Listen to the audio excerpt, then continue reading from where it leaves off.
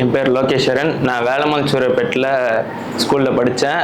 அதுக்கப்புறம் 12th முடிச்சதுக்கப்புறம் CA பண்ணலான்னு ஒரு ஐடியா வந்துச்சு. சிஏன்ற ஐடியா வந்து எங்கள் அம்மா எனக்கு சின்ன வயசில் கொடுத்தாங்க.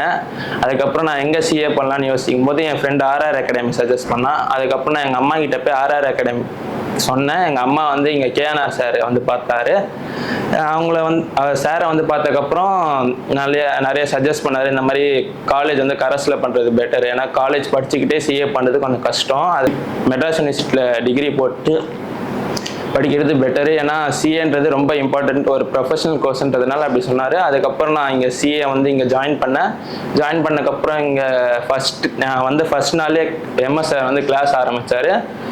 அதுக்கப்புறம் அவர் கிளாஸ் இன்ட்ரெஸ்டிங்காக போச்சு. அதுக்கப்புறம் லா சேஷாத்ரி சார் எடுக்க ஆரம்பித்தார். லா ஆக்சுவலாக சிபிஎஸ்சி பசங்களுக்கு வந்து ஒரு புது சப்ஜெக்ட், அதனால ஸ்டார்டிங்கில் கொஞ்சம் எனக்கு ஒரு மாதிரி இருந்தாலும் போக கொஞ்சம் டெவலப் பண்ணேன். அதுக்கப்புறம் டெவலப் பண்ணிட்டு நல்லா படிக்க ஆரம்பித்தேன்.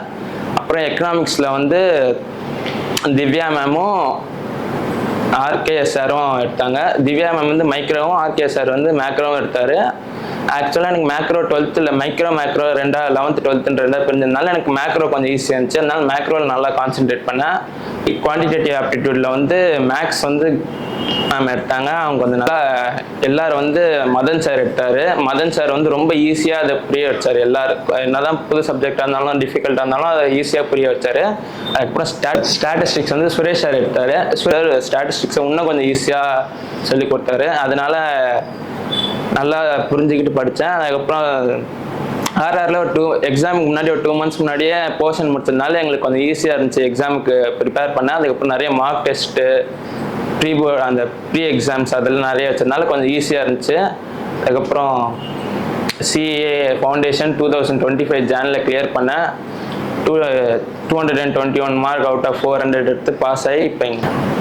அதுக்கப்புறம் நான் ஜான் 2025 ஃபவுண்டேஷன் கிளியர் பண்ணதுனால இப்போ நான் அடுத்து ஆர்ஆர்லேயே மறுபடியும் இன்டர் படித்து இன்டரில் நல்ல ஸ்கோர் பண்ணி அப்புறம் சிஏ ஆகணும், அவ்வளோதான்.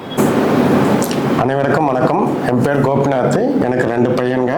2வது பையன் பேர் லோகேஸ்வரன். பெரியவன் வந்து சேஷாத்ரி, அவன் பிஇ மெக்கானிக்கல் படிக்கிறான். அடுத்த பையன் சிஏ படிக்கணும்னு ஆர்வம், அவங்களுடைய அம்மாவோட ஆர்வம் தான் அது ஒரு பக்கம். அது முதல்லேருந்தே சொல்லவே, அதனால் +1 +2 காமர்ஸ் குரூப் எடுத்து அதுலேருந்தே படிக்க ஆரம்பித்தேன். அடுத்த சிஏ இன்ஸ்டியூட் எந்த இன்ஸ்டியூட் சேரலாம் அப்படின்னு விசாரித்ததில் 4-5 இன்ஸ்டியூட் நாங்கள் விசாரித்தோம். அதில் ஆர்ஆர் அகாடமி நல்லா இருக்குது, அதை இது பண்ணுங்கன்னு சஜஷன் சொன்னாங்க. இங்கே மட்டும் இல்லை, வெளியவும் சஜஷன் சொன்னதுனால சரி சாரே வந்து பார்த்தோம். பார்த்துட்டு இது பண்ணோம். அப்போ சாரோட அணுகுமுறையெல்லாம் ரொம்ப பிடிச்சிருந்தது. அப்புறம் கிளாஸ் ரூமும் போய் பார்த்தோம். லிமிட்டடாக சீட்டாக தான் இருந்தது. ஏசி ஃபெசிலிட்டிஸோடு இருக்கிறதுனால பிரச்சனை இல்லை. ஏர்லி மார்னிங் படிக்கணும்னு தான் கொஞ்சம் வருத்தப்பட்டேன்.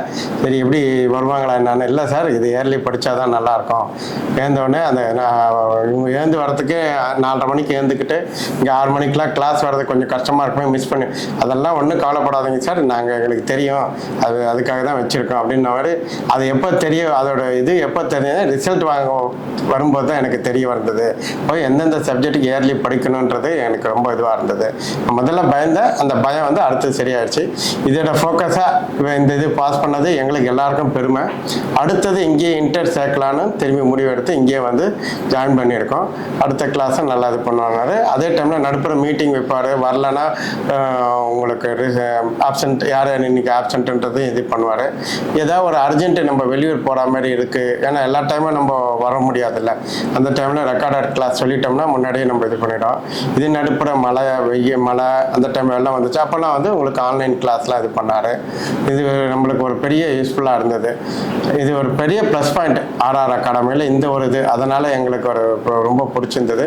இதெல்லாம் கேட்டபோது சிலர் சொன்னாங்க, சார் எது வந்தாலும் ஆர்ஆர் அகாடமி போங்க, ரொம்ப வருஷமாக பண்ணிகிட்ருக்காங்க, இந்த ஃபீல்டுலேயே இருக்காங்க அப்படின்னது.